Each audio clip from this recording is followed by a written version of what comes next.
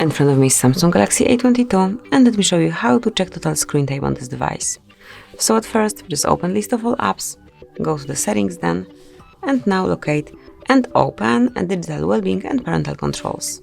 So here it is, just tap on digital well-being, and right in front of you you've got the statistics. So here you've got stats for today, and if you would like to see some more, just tap on it again, and here you can pick the data from previous days to compare them or just to check it. And this is it. And this is how you can check time spent on your device. Thank you for watching. Please subscribe our channel and leave the thumbs up.